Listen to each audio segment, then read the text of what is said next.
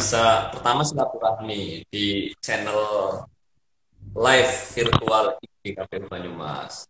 Yang kedua, kita bisa menjalankan tugas sebagai anggota Komisi Pemilihan Umum. Apalagi nanti bincang-bincangnya adalah seputar aktif ini oleh Divisi Program dan Data. Oke, bagi para penonton, bagi para sedulur KPU Banyumas, saya kenalkan Mbak Ami Purwandari ini adalah anggota KPU Kabupaten Cilacap, Divisi Program dan Data. Lalu yang ada di sebelah kanan saya adalah Pak Hasis Munandar, anggota KPU Kabupaten Banyumas, Divisi Program dan Data. Lalu saya memperkenalkan diri kepada para pemirsa, saya Hanan Wiyoko, anggota KPU Kabupaten Banyumas, Divisi Teknis. Saya sebagai host membawa acara kurang lebih 45 menit ke depan atau 60 menit ke depan tentang kegiatan pemutahiran data pemilih berkelanjutan. Rencananya narasumber kita ada 3, tapi ini belum bergabung satu. Sepertinya ini Mas R 5070. Ya, itu. Ya, tapi belum minta gabung ini, dia baru masuk. Bentar. Jadi pada kesempatan ini kita akan bincang-bincang santai saja seputar aktivitas pekerjaan yang dilakukan di KPU Banyumas, KPU Cilacap, dan KPU Kota Tegal.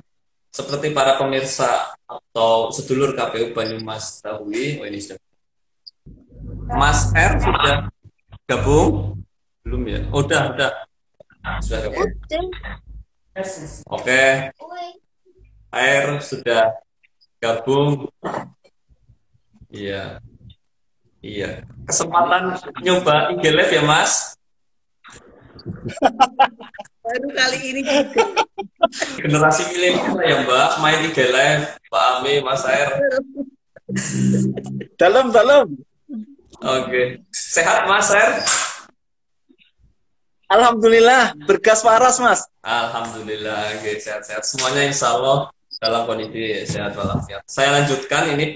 Sedulur KPU Banyumas, para pemirsa, narasumber sudah hadir lengkap. Saya ulangi, Mbak Ami di KPU Kabupaten Cilacap, Mas R. Ahmad Kota Tegal. Oke, Kota Tegal, Mas R. Lalu Mas Hasid Munandar di KPU Kabupaten Banyumas. Jadi kali ini kita akan bincang-bincang santai seputar aktivitas pemutahiran data pemilih berkelanjutan di masing-masing KPU, kabupaten, dan kota. Kesempatan pertama saya beri, oh ya, di akhir acara nanti juga para pemirsa boleh mengajukan pertanyaan. Kira-kira ingin tanya apa seputar pemutahiran data pemilih berkelanjutan yang dilakukan oleh KPU. Ini disaksikan lumayan banyak ini, Mbak Ami, Mas R, ada pemirsa-pemirsanya benar sekali. Silakan kesempatan pertama Mas Hasid menceritakan apa yang dilakukan di KPU Kabupaten Banyumas seputar pemutahiran data pemilih berkelanjutan. Mungkin sebentar Mas Hanan, karena di antara kita berempat yang paling dan tercantik adalah Mbak Ami, maka saya memberikan untuk kesempatan pertama Mbak Ami saja, biar lebih membahana Mbak. nanti kita diskusi Mbak. The first lady ya. Akhirnya, silakan Mbak. Silakan Mbak Ami disampaikan kira-kira apa sih yang dilakukan KPU Kabupaten Cilacap dalam pemutahiran data lanjutan ini. Baik, terima kasih atas waktunya. Selamat pagi semuanya, teman-teman di KPU Banyumas dan di Kota Tegal beserta seluruh ini semuanya. Selamat pagi semuanya. Salam sehat selalu dan semangat. Baik. Semangat ya. Baik. Pemutahiran data pemilih berkelanjutan di Kabupaten Cilacap, di KPU Kabupaten Cilacap itu dilakukan sejak tahun 2020. Karena Cilacap tidak melaksanakan, tidak ikut dalam gelaran pemilihan serentak di tahun 2020. Jadi kita sesuai dengan amanat Undang-Undang Nomor 7 tahun 2017 yang tidak melaksanakan pemilihan serentak 2020, melaksanakan pemutahiran data pemilih berkelanjutan.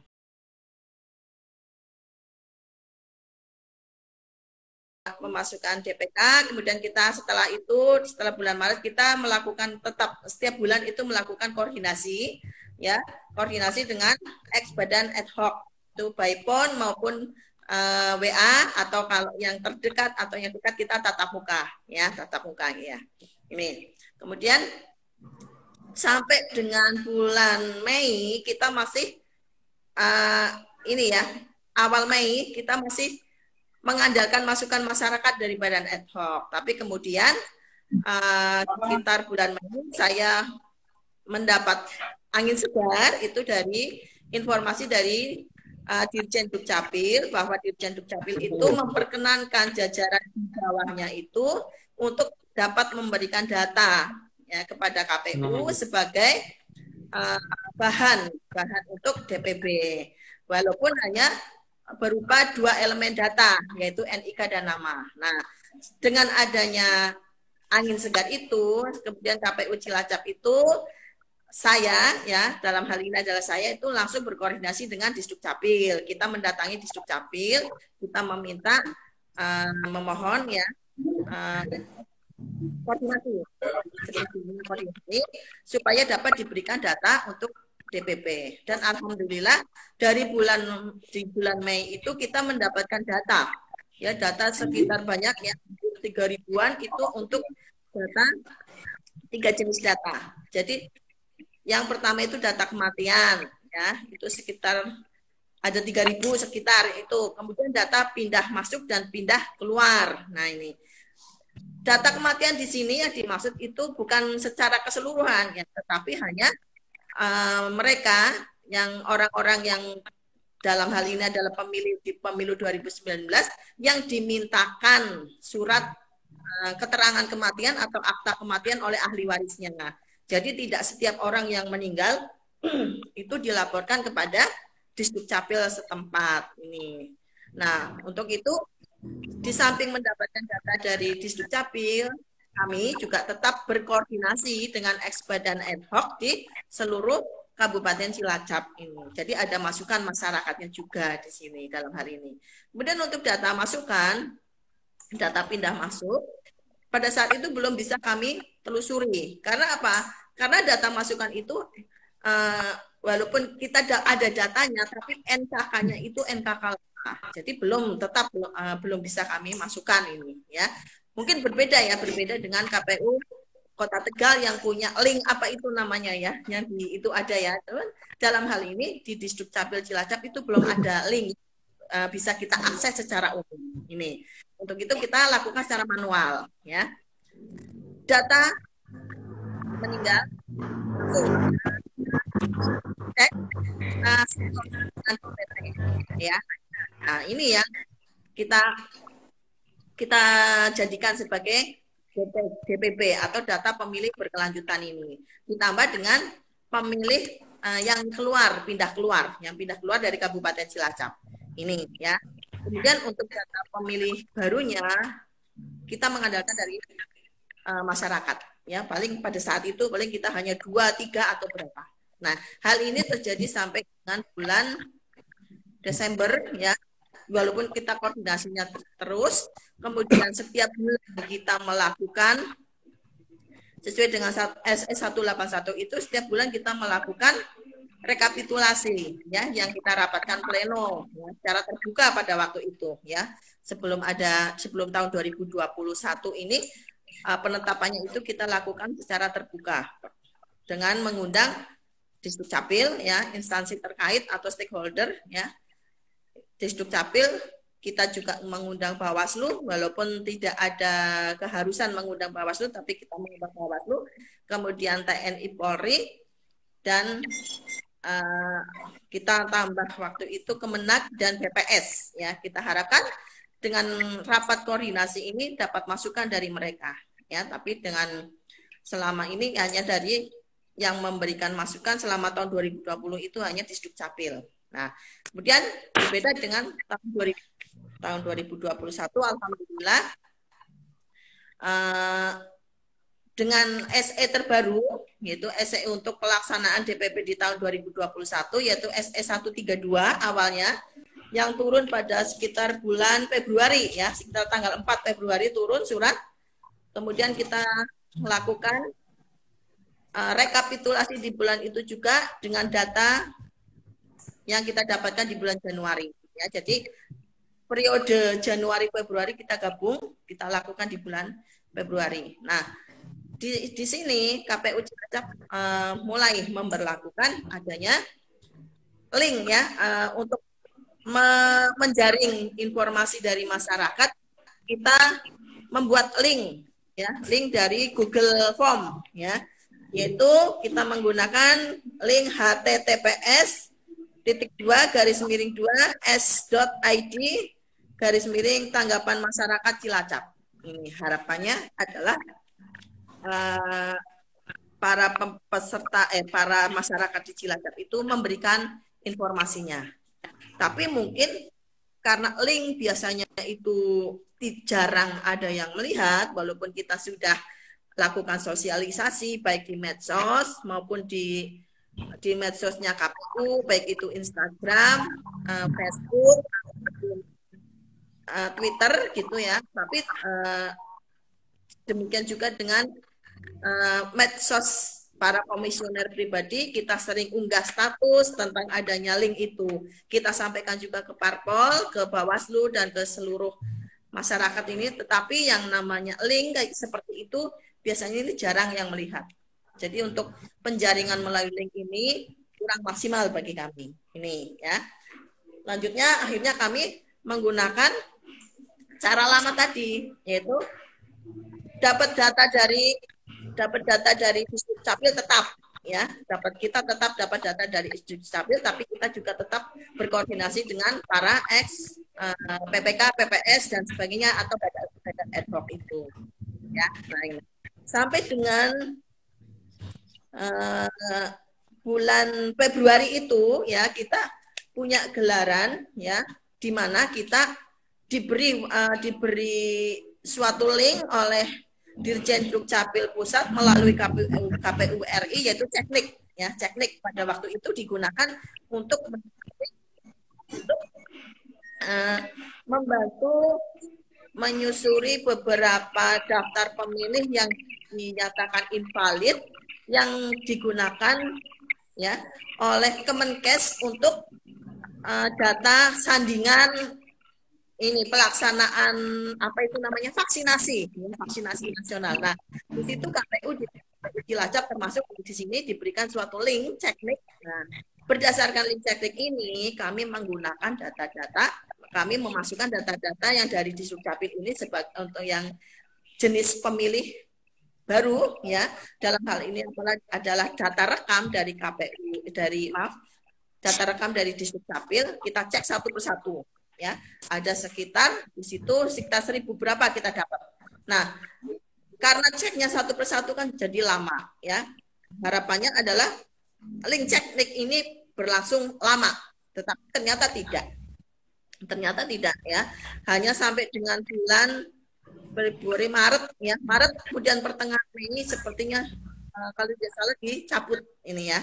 Tidak bisa digunakan lagi. Jadi ya terpaksa lagi ya kita KPU Kabupaten Cilacap tidak bisa menindaklanjuti data yang perekaman KTP ini. Kita hanya mengandalkan dari masukan masyarakat itu. Kemudian ini ya ditambah masukan masyarakat dari badan ad hoc, ditambah lagi kita berkoordinasi di tahun 2021 ini kita dapat data dari Polres, Lanal dan Kodim ini ya, yang di mana mereka memberikan data itu berupa alih status ya, data alih status baik dari sipil ke anggota TNI Polri dan Lanal maupun dari Lanal TNI Polri ke sipil ini ya, karena di Cilacap itu ada dua TNI ya, TNI AL dan TNI AD ya ini. Jadi di sini kita punya tiga dari Polri, TNI AD dan TNI AL ini, itu datanya. Dari Kemenag belum menghasilkan apa-apa ya, karena belum memberikan data. Karena apa? Karena secara datanya itu ketika ditanya, misalnya yang menikah muda ketika ditanya belum tentu mereka itu ganti status di KTP-nya. Jadi kita tidak berani gambling ya, tidak berani gambling. Akhirnya ya udah kita inikan saja. Kita andalkan dari masukan masyarakat untuk data pemilih barunya. Ini. Alhamdulillah selalu ada walaupun tidak signifikan ya, tidak signifikan menambah jumlah pemilih DPB ya, tetapi tetap kita lakukan upaya apapun ini ya. Sampai dengan pada bulan April ya, tanggal 22 April itu turun SE kedua, SE perubahan dari SE 132 ya, yaitu SE 366 dari KPU RI, di mana di situ menyebutkan adanya perubahan mekanisme ya terhadap DPP. Maka di bulan April itu pula KPU Kabupaten Cilacap langsung menindaklanjuti atau melaksanakan SE 366 tersebut ya. Perubahannya itu di mekanisme penetapan koordinasi dan rapat koordinasi ya. Jadi rapat koordinasinya itu dilakukan setiap bulan, baik itu by telepon, tatap muka kalau memungkinkan ataupun via WA ya. Kemudian rapat koordinasinya dilakukan setiap 3 bulan sekali ya, 3 bulan sekali. Ini di bulan Agustus, berarti bulan depan kita Cilacap melaksanakan rapat koordinasi dengan stakeholder ini ya. Nah, kemudian KPU Kabupaten Cilacap setiap 6 bulan sekali juga melaksanakan atau ikut melaksanakan proses rekapitulasi di Jawa Tengah ya. Ini kemudian rekapitulasi DPP kita lakukan setiap bulan, di mana kita punya kewajiban, KPU Cilacap itu berkewajiban atau punya kewajiban melaporkan ke KPU Provinsi. Ya, oke, Mbak Ami terputus. Sementara Pak Aziz, Mas Hair, ini Mbak Ami terputus ini. Mas Hair dulu, Pak. Sambil nunggu Ya, Mbak Ami. Jaringan itu mungkin Mas. Iya, sepertinya Mbak Ami jaringan ini dia terputus, sama seperti saya tadi. Monggo dilanjut, Mas Hair, menceritakan barangkali kalau tadi Mbak Ami juga sudah jelas ya, gamblang. Barangkali apa sih yang menjadi spesifik, apa sih yang menjadi unggulan, apa barangkali terobosan yang dilakukan di KPU Kota Tegal. Ben beda nih sama Cilacap atau mungkin beda nih sama Banyumas. Monggo Mas Hair dipersilakan ngobrol-ngobrolnya. Oke, terima kasih. Sebelumnya saya mengucapkan Assalamualaikum warahmatullahi wabarakatuh. Selamat pagi menjelang siang, salam sejahtera untuk kita semua. Semoga kita masih dalam lindungan Allah Tuhan Yang Maha Esa, dalam suasana yang sehat, suasana yang gembira, dan suasana yang penuh dengan kasih sayang. Terima kasih pada Mas Hafiz, KPU Banyumas khususnya, dan semua teman-teman, kawan-kawan yang ada di KPU Kabupaten Kota Tegal, dan juga KPU Kabupaten Kota yang ada di Jawa Tengah. Terima kasih sekali semuanya. Baik Mas, saya sebenarnya udah habis itu dikupas tuntas oleh Mbak Ami dari Cilacap. Ya, baik.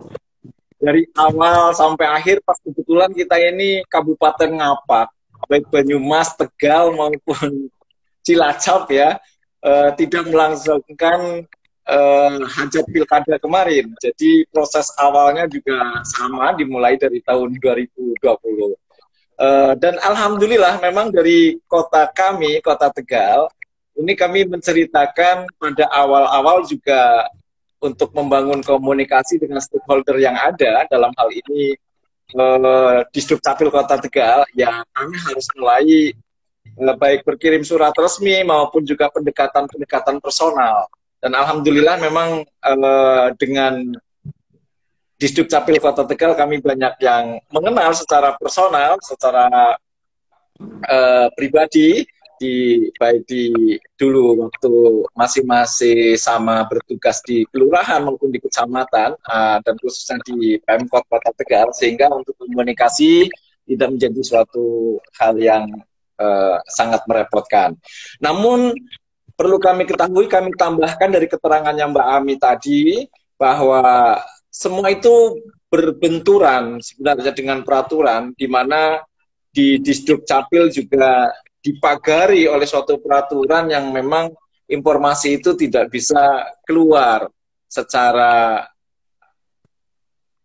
secara lengkap, baik by name, NIK maupun NKK selengkap-lengkapnya.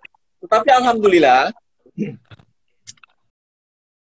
memang kami di Disduk Capil Kota Tegal ini ada terobosan yang sangat menarik, yaitu dibukanya aplikasi yang bernama Capil Cetem, di mana kami bisa melihat pergerakan penduduk, baik yang pindah masuk maupun pindah keluar maupun yang meninggal. Walaupun dalam hal ini khususnya untuk yang meninggal itu tidak serta-merta yang masuk ke data Jakpircet dapat kami dari Disduk itu mencerminkan keadaan yang sesungguhnya di lapangan. Karena yang ada di lapangan itu berbeda, di mana untuk Kota Tegal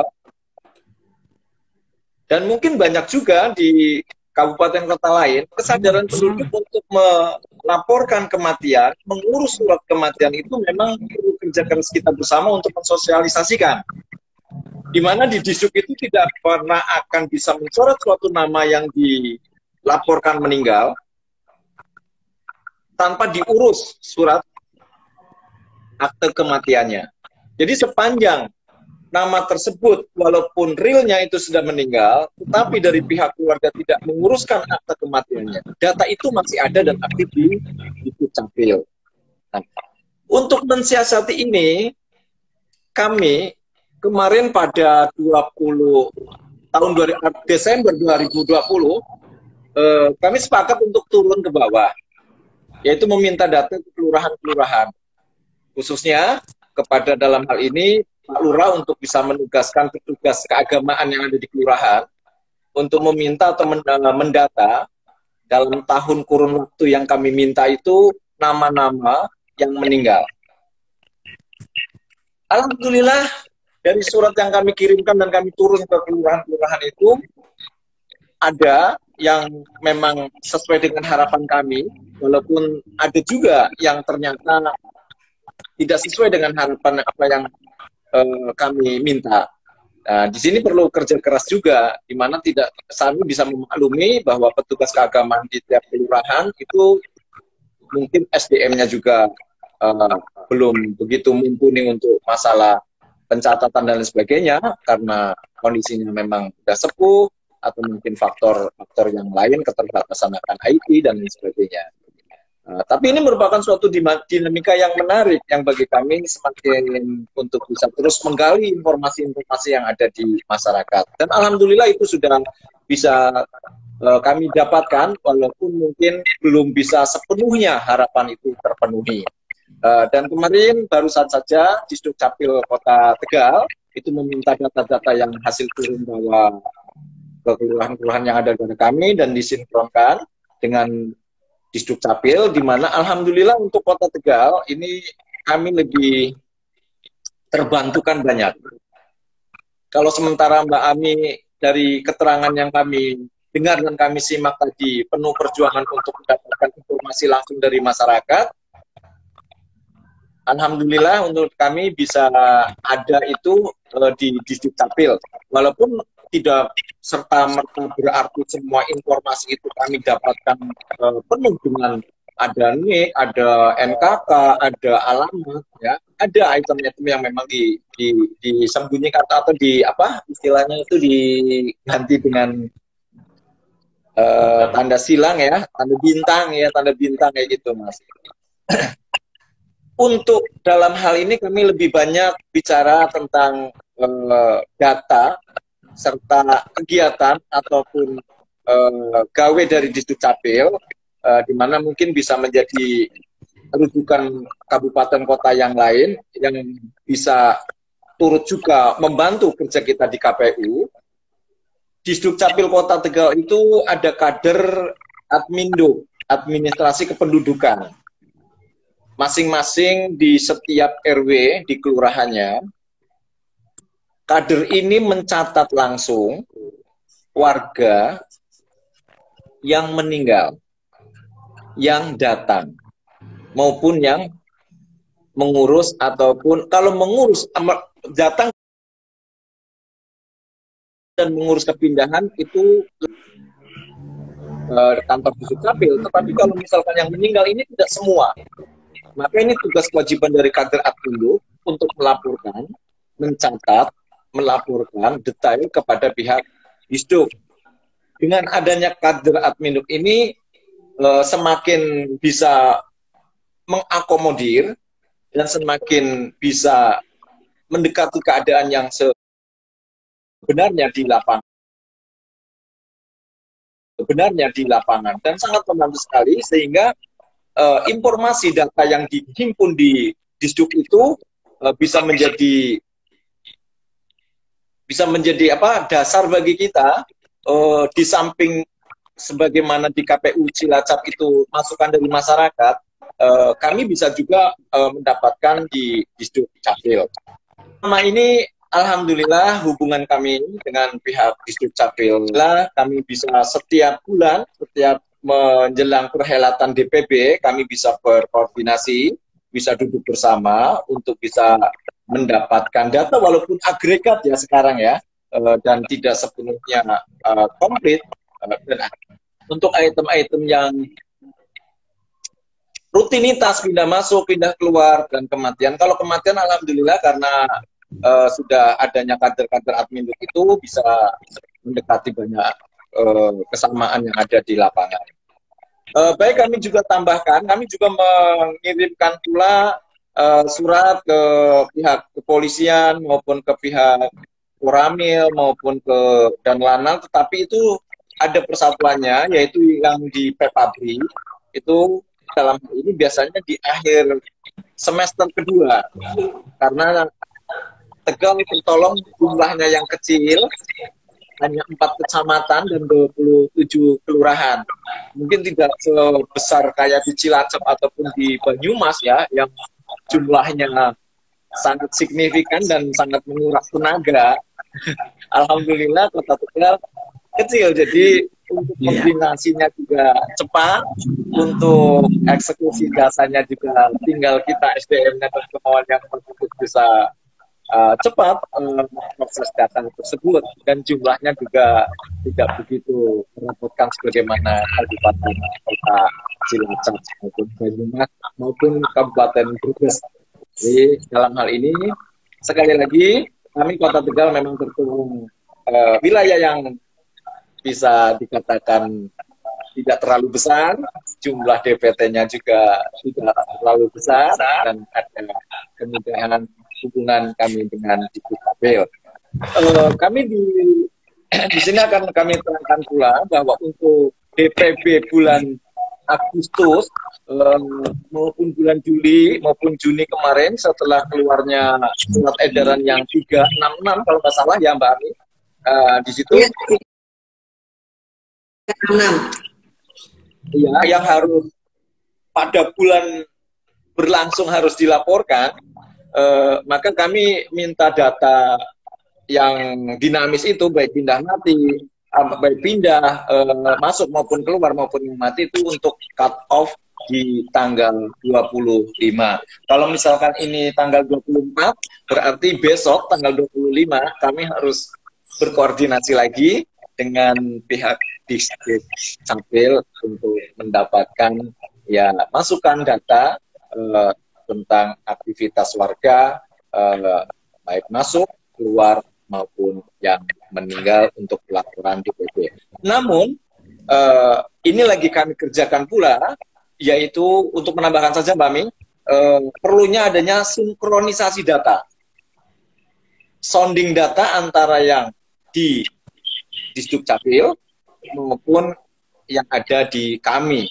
Tentu ini hak dari para operator, dan di situ informasi data ini benar-benar secret ya, benar-benar mereka operator yang tahu, dan itu pun dibatasi lah, dalam artian sudah dikasih bintang dan sebagainya, sehingga informasi itu yang kami inginkan, data itu maksud saya yang kami inginkan itu benar-benar data aktif yang sekarang berlangsung. Insya Allah sebenarnya kalau ada waktu mungkin Agustus ini bisa kelar, tetapi karena sering kali kami terbentur, pas kebetulan operator di KPU Kota Tegal juga sedang mengikuti lansar calon PNS, dan seringkali juga operator yang ada di distrik banyak kegiatan, apalagi di tengah-tengah PPKM ini yang banyak WFH-nya, jadi menyatukan kesempatan dan hari yang sama untuk bisa turut mensondingkan data tersebut seringkali terkendala oleh waktu dan keadaan. Dan alhamdulillah kami insya Allah dengan stakeholder lain, baik partai politik maupun instansi-instansi yang memang ada kaitannya dalam hal ini, sebagaimana Mbak Ami tadi minta ke KUA maupun ke Kemenak ataupun minta ke Disdik, untuk Disdik sebagai pemilih pemula pun kami di istilahnya itu dengan adanya aplikasi itu kami bisa mengetahui kalau hari ini yang ulang tahun berapa di Kota Tegal, ya, kalian Kota Tegal pun bisa kami lihat untuk setiap harinya bisa kami update. Alhamdulillah untuk masalah yang pernikahan muda juga persis sama dengan Mbak Ami, mereka melangsungkan pernikahan muda ada, cuma jumlahnya sangat kecil sekali, sangat kecil sekali, dan itu pun tidak langsung serta-merta mengubah status. Malah biasanya mengubah statusnya setelah mempunyai momongan, karena punya kepentingan untuk membuat anaknya. Itu yang sering kendala, yang sering menjadi kendala antara fakta dengan de jure dan de facto, kayak gitu kata Mas Asis ya. Demikian Mas, barangkali nanti ada tambahan dari Mas Asis maupun Mbak Ami yang lain, nanti sambil sering kita berjalan, barangkali ada masukan-masukan yang lain pun dari teman-teman kami maupun dari yang lainnya bisa ditambahkan. Kurang lebih kayak gitu. Adapun dari rangkaian 2020 sampai sekarang persislah apa yang dikatakan oleh Mbak Ami, teman sahabat kami dari Cilacap. Terima kasih. Oke, Mas Ahmad Hairudin, terima kasih atas paparan informasinya. Tapi kalau boleh saya catat, yang pertama memang secara perbandingan data kependudukan Kota Tegal paling kecil dibanding Banyumas, dibanding Cilacap. Jadi lebih ringkes, gampang koordinasi, tadi diakui seperti itu. Bahkan makasih Mas Ahmad Hairudin, paparannya lengkap. Mbak Ami, mohon maaf tadi keputus ya, hilang. Iya, betul. Iya, tapi nggak terasa waktunya kurang 8 menit lagi nih. Nggak apa-apa. Pada menit ke-60 siaran ini akan mati. Jadi Kang Hasis 5 menit aja. Nanti nggak apa-apa. Tuan rumahnya sedikit aja. Ternyata asik ya ngobrol begini. Iya, Mas Asis tambahin. Monggo, Mas Asis. Kan nikah muda juga kecil karena tinggalnya di kota. Kita kayak misal Cilacap banyak. Tadi saya catat ada kader Admindo di sana, terus saya garis bawahi perlunya sinkronisasi data KPU dan Pinduk Sakit. Ini salah satu dari pembicara terakhir. Yang pertama sudah disampaikan semua, bingung mau menyampaikan apa. Yang kedua tinggal ada waktu 5 menit. Jadi ada bahwa ini buah keniscayaan belakang.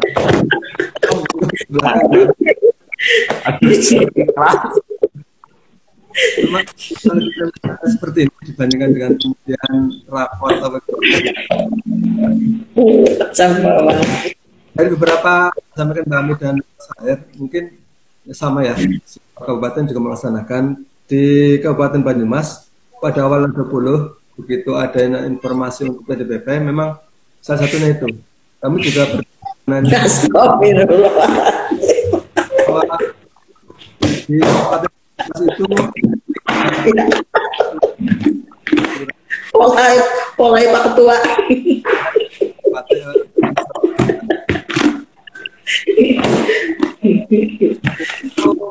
Ada regulasi yang menyiratkan bahwa data yang ada di Dukcapil tidak boleh berbagi dengan lembaga lain di Mbak ya, Mbak. Itu mungkin itu kalau kemudian di Tegal ada pendekatan tersendiri itu malah menarik itu.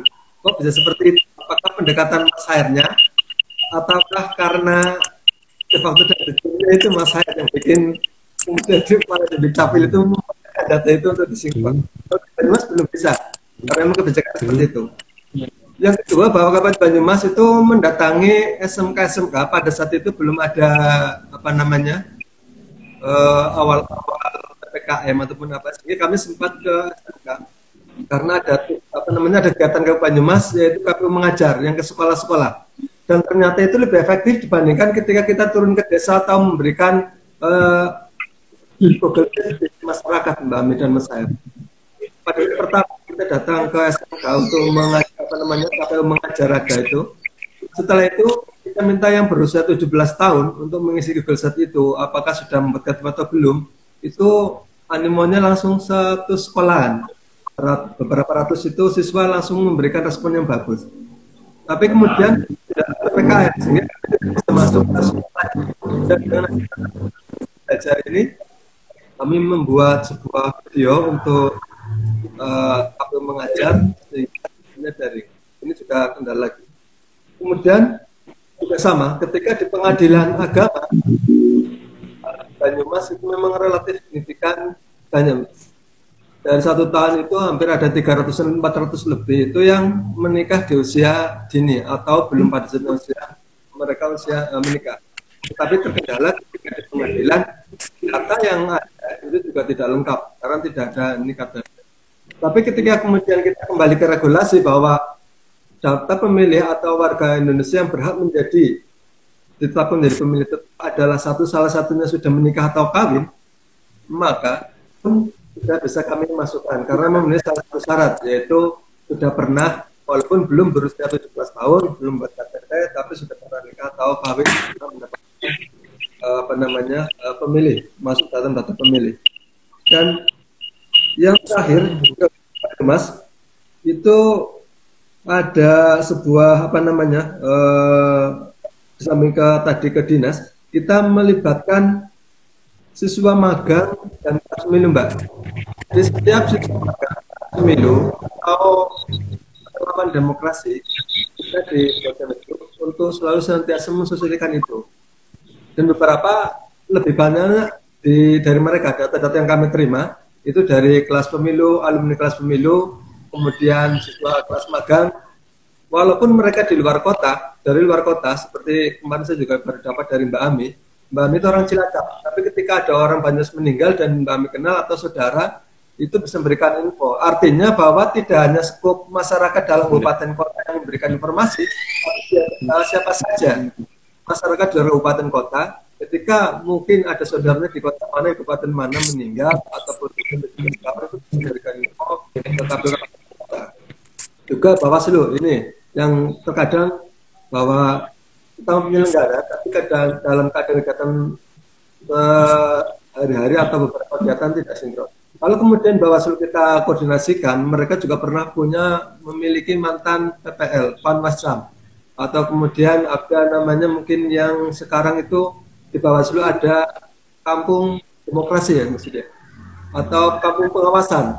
Nah, kalau kemudian kita bekerjasama dengan mereka, karena mereka setiap beberapa waktu sekali ke desa atau ke kelurahan pengawas kampung itu sebetulnya akan lebih mudah lagi. Tetapi lagi-lagi ketika Bawaslu dengan KPU bekerjasama dengan pupuk yang perlu dan bahwa ini bersama.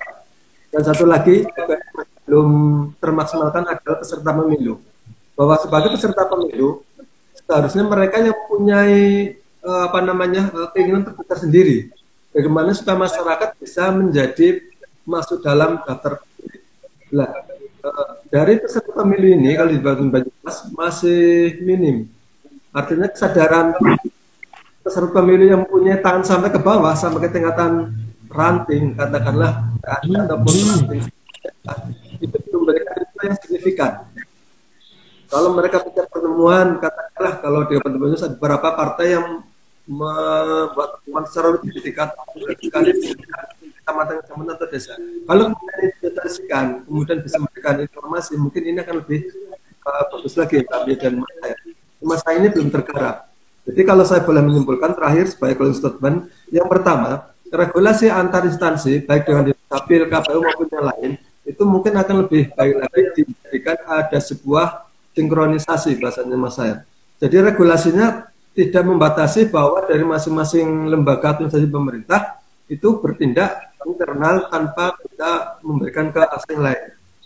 Yang kedua, terkait dengan PDBP ini, karena sistemnya rutin berkelanjutan, ini merupakan tantangan tersendiri tanpa adanya kita mempunyai tangan sampai ke bawah. Kalau pilkada mungkin ada PPK, ada PPS, itu lebih relatif, lebih mudah. Artinya, kegiatan KPU terkait PDBP ini sangat terbatas.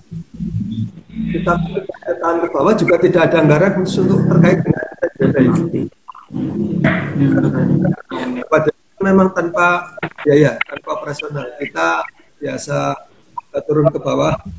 Kalau ketua kami biasa sering desa di rezeki ya nggak apa-apa lah gitu. Nah ini Mbak Ami dan Mas Har yang mungkin sedikit kita sharing knowledge. Kemarin bahasanya Mas Bambang itu di webinar kita pada sharing knowledge menjadi narasumber yang bagus, bahwa kegiatan PDBP ini sebuah keniscayaan yang harus kita lakukan, dan sebagai instansi yang memang kita diberikan amanah untuk melakukan kegiatan itu, kita berusaha semaksimal mungkin. Begitu Mas Hanan, Mbak Ami dan Mas Har sedikit menambahi, kurang lebihnya mohon maaf. Ya. Saya dulu ya Mbak Ami ya. Ya. Ini mohon izin, akan kami klarifikasi dulu tentang data yang dari Disduk. Sebenarnya Disduk tidak memberikan data itu lengkap sebagaimana keinginan kita semua ya Mbak Ami, yaitu adanya nama, adanya alamat, dan NKK. Dia tidak memberikan itu karena dia juga dipagari oleh peraturan itu, dan itu sesuatu memang informasi yang dikecualikan. Kami hanya mendapatkan agregat, namun ya dari kami sendiri juga untuk terus berusaha untuk melengkapi data-data tersebut sebatas kemampuan kami, dan itu bisa kami dapatkan ya baik dari aplikasi yang ada, walaupun tidak lengkap loh ya, tetapi itu benar-benar real, yang keluar, yang masuk maupun yang meninggal. Sambil terus berjalan operator kami dan kami semua tim dari data untuk bisa melengkapi. Di antaranya yaitu dengan turun ke bawah, masukan dari masyarakat maupun dari yaitu kader Minduk yang ada. Bahkan kami punya pemikiran besok seandainya ada kegiatan coklit sekalipun, kami punya keinginan untuk bisa merekrut kader admin itu yang di setiap RW ada untuk menjadi PPID ya, PPDP maksud saya, maaf, untuk menjadi masuk PPDP sepanjang tidak punya kaitan dengan partai politik maupun tim sukses yang lain. Karena mereka lah yang tahu persis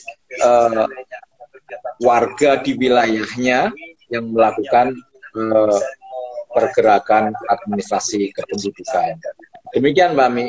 Sekali lagi, demikian Mas Asis, KPU Banyumas, kami tandaskan di sini bahwa data dari Dukcapil hanya berupa agregat, dan semua kita berkoordinasi terus sehingga bisa mendekati angka pendudukan yang kita harapkan. Dan juga untuk yang terakhir, insya Allah setiap semester kan ada DKB, data kependudukan baku, yang diturunkan oleh Dukcapil Pusat ke kabupaten kota. Itu nanti kami minta untuk bisa sedikit banyak kami sanding. Jadi terus terupdate. Demikian yang kami lakukan di Kabupaten Tegal dengan segala apa yang kami miliki dan dengan segala apa kekurangan yang ada pada kami. Keunggulan-keunggulan komparatif, wilayah yang sempit, jumlah yang sedikit, merupakan suatu keunggulan yang memang mungkin tidak dimiliki oleh Kabupaten Cilacap ataupun Banyumas maupun kabupaten kota lain. Terima kasih. Moga. Oke. Terima kasih Mas HR. Ini sekaligus menjelaskan ini ya. Tadi ada kolom komentar Mas Paride soal bahwa data yang diberikan adalah data itu, sekaligus saya bacakan perihal klarifikasinya.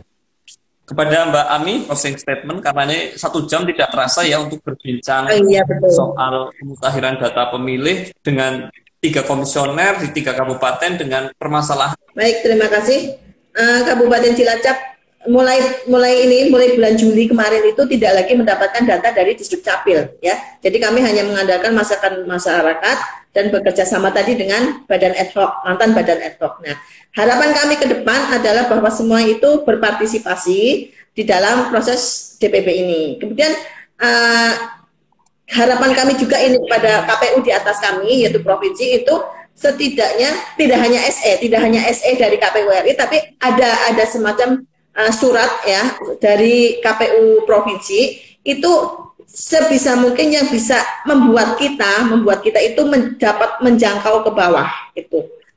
Maksudnya ke bawah itu ke ini apa ya, semacam surat agar kita bisa menjangkau ke desa dan kelurahan, karena semua data yang lengkapnya justru ada di sana. Ya, hal ini juga kami ketahui dari Disduk Capil Kabupaten Cilacap bahwa dulu waktu kita koordinasi pertama itu malah disarankan begini, turun saja ke desa kelurahan Mbak Ami itu ya, di sana data malah lebih lengkap. Jadi tidak hanya yang meminta akta kematian saja yang bisa didapatkan. Nah, seperti yang tadi dikatakan oleh Kota Tegal dan Kabupaten Banyumas, bahwa untuk ke bawah ini, turun ke desa ini yang kita tidak memungkinkan, ya kan, dari segi anggaran dan sebagainya ini. Nah, ini saya kepingin sekali ya, adanya suatu ya semacam instruksi atau surat lah, agar kita bisa, atau regulasi ya, agar kita bisa menjangkau ke bawah itu, ke desa dan kelurahan. Ini kayaknya akan lebih memudahkan kita untuk lebih mendapatkan data yang akurat, potensi pemilih baru maupun yang TMS lainnya ini. Itu harapan saya. Kemudian yang terakhir adalah bahwa DPP ini merupakan suatu amanat, jadi apapun itu harus kita lakukan ya.